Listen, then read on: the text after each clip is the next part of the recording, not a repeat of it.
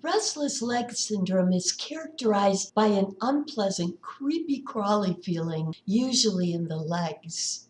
Relief is only perceived with movement, and even then, only temporarily. It tends to interfere with sufferers' ability to get to sleep at night. It can begin at any age, but is most prominent in the middle-aged and the elderly. There is a genetic component, and it is sometimes linked to iron deficiency or to dialysis treatments. Caffeine, stress, and uncomfortable room temperature, either too warm or too cold, can intensify symptoms, along with alcohol for some people. Strangely, restless leg syndrome tends to disappear with a fever. Sufferers may or may not experience daytime tiredness.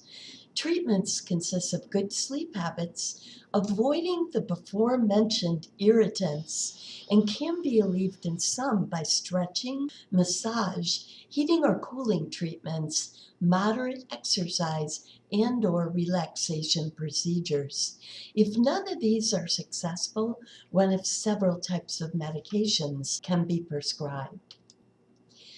People with periodic limb movement disorder experience periodic muscle contractions while sleeping, causing jerks in their legs or arms.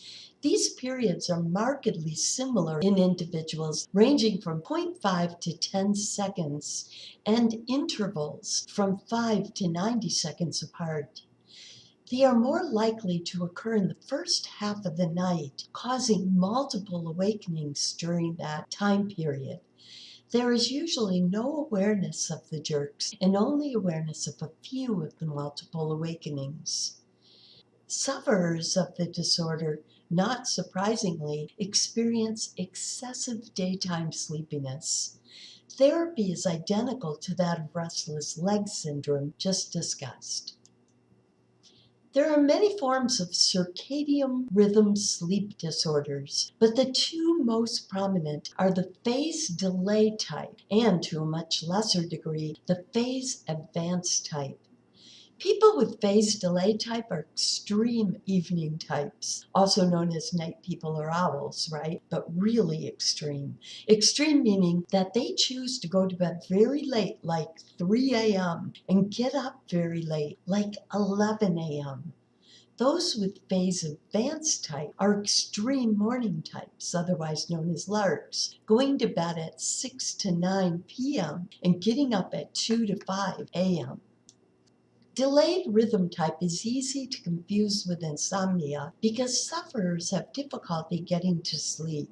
However, upon further investigation, it is discovered that they have stable 24-hour cycles and no difficulty going to sleep unless circumstances require them to go to bed and get up earlier. And of course, the reverse is true with phase advanced type. Treatment of circadian rhythm sleep disorders is challenging because no amount of willpower or sleeping pills will help. Treatment involves a more extreme form of the same treatments that are used for jet lag. Here's another interesting one: sleep-related eating disorder. Compulsive eating or drinking while asleep occurs in some people without their fully realizing it until the next morning when they discover empty containers, items missing in the refrigerator, and other remains of their nocturnal meal. They often specifically consume large quantities of highly caloric foods, and thus this can cause significant weight gain. Sometimes they even ingest inedible substances, such as buttered cigarettes. Yes, you heard me correctly, such as buttered cigarettes, causing digestive difficulties. These episodes can also result in poor sleep quality.